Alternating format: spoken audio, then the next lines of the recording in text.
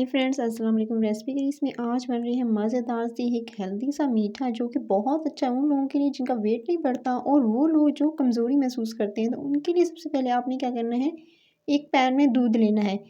2 गिलास दूध लीजिएगा, उसको आपने चूल्हे पे चढ़ा देना है जब तक कि उसमें अच्छे से बॉयल नहीं आ जाता। दूध को उबलने के लिए आपने हल्की से मीडियम फ्लेम पर चढ़ाना है। उसके बाद आपने क्या करना है, 1 कप के अंदर 1 कप आपने साबूदाना लेना है। उसके अंदर थोड़ा-सा पानी डाल के उसको बहुत अच्छे से वॉश कर लेना है। वॉश करके फिर आपने उसको 15-20 मिनट के लिए भिगो के रख देना है। इससे क्या होगा, ये फूल भी जाएगा और थोड़ा सॉफ्ट हो जाएगा और जल्दी पक भी जाएगा। सो ज जितना देर आप इसको भिगो कर रखेंगे, उससे क्या होगा, ये जल्दी जो है वो सॉफ्ट हो जाता है। उसके बाद आपने क्या करना है, चूल्हे पे जो दूध चढ़ाया था उसमें 1 से 2 बॉयल आए तो आपने इसके अंदर शामिल कर देना है साबूदाना को। साबूदाना को डालकर आपने इसको बहुत अच्छे से पकाना है। ये थोड़ा सख्त होता है, इसलिए आप इसको जो है वो धीमी आंच पे पकाइएगा। इतने में मैंने क्या किया, मैंने 1 कप चावल लिए, उनको सिंपल बॉयल कर लिया। अच्छा, इसमें आपने कुछ भी ऐड नहीं करना है, सिंपल आपने जो है वो चावलों को बॉयल कर लेना है। इतने में ये देख सकते हैं कि साबूदाना को मैंने अच्छे से उबलने के लिए चूल्हे पे चढ़ाया हुआ है। इसके अंदर आपने ये देख सकते हैं, जब तक ये सॉफ्ट नहीं हो जाता, यानी पहले चावल अपने ऐड नहीं करने हैं अगर आप जो है चावल बगैर उबले हुए शामिल कर रहे हैं।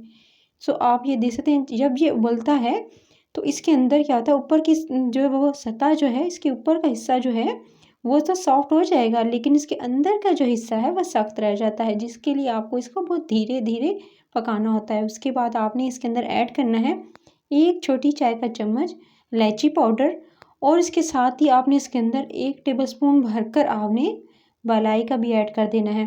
घर की क्रीम भी ऐड कर सकते हैं, नहीं तो टेट्रा पैक वाली जो डब्बे में आती है वो भी डाल सकते हैं इसके अंदर। दोनों चीज़ों को डालने के बाद आपने ये देख सकते हैं, इसको बहुत धीरे धीरे पकाना है। इसके अंदर जो मलाई डालेंगे ना आप, मलाई डाल लें या बलाई डाल लें, उससे बहुत अच्छा टेस्ट आएगा। और उसके बाद आपने इसके अंदर चावल शामिल कर देने हैं। चावल शामिल करेंगे तभी जब थोड़ा सा हमारा साबूदाना सॉफ्ट हो जाएगा। उसके बाद आपने चावलों को डालकर इसको मज़ीद आपने पकाना है। और ये देख सकते हैं, जब इतनी गाढ़ी हो जाएगी पक पक कर, आप इसकी कंसिस्टेंसी दे सकते हैं अच्छी खासी पक पक के, यानी 2 गिलास से तकरीबन 1.5 गिलास से भी कम दूध रह गया है, तो इतना पकाया है मैंने। उसके बाद ही अभी मीठे की बारी हो और इसमें चीनी ना जाए, ऐसा तो हो ही नहीं सकता। तो इसके अंदर आधा कप भरकर सिर्फ और सिर्फ आपने चीनी का शामिल करना है। चीनी शामिल करने के साथ ही आपने थोड़ा सा इसके अंदर ज़ाफ़रान के स्ट्रैंड जो हैं वो इसके अंदर शामिल कर देने हैं। 4 से 5 ज़ाफ़रान जो है वो इसके स्ट्रैंड्स जो हैं वो आप इसके अंदर शामिल कर दीजिएगा। तमाम की तमाम चीज़ें चली गई, उसके बाद आपने इसको बहुत अच्छे से कुक करना है। देख सकते हैं, चीनी शामिल करने के बाद मैंने इसे धीमी आंच पे चढ़ा दिया है, ताकि इसके अंदर जो चावल का कच्चापन है वो भी दूर हो जाए और जो साबूदाना शामिल किया था उसका कच्चापन भी चला जाए।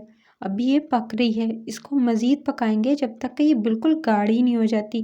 जब अच्छे से गाढ़ी हो जाएगी तभी इसके अंदर शामिल कर दिएगा थोड़े से जी कट किए हुए आपने पिस्ते और बादाम, और इस तरह से पिस्ते और बादाम यानी ड्राई फ्रूट्स कोई से भी जो आपके घर में मौजूद हों या आपको जो पसंद हो वो इसके अंदर शामिल करके आपने अच्छे से मिक्स करना है। और इसके बाद सिर्फ और सिर्फ जब ड्राई फ्रूट्स मिक्स करेंगे तो आपने 1 से 2 मिनट पकाना है। और ये देख सकते हैं, बहुत अच्छे से जो है वो साबूदाना की ये मज़ेदार सी खीर रेडी है।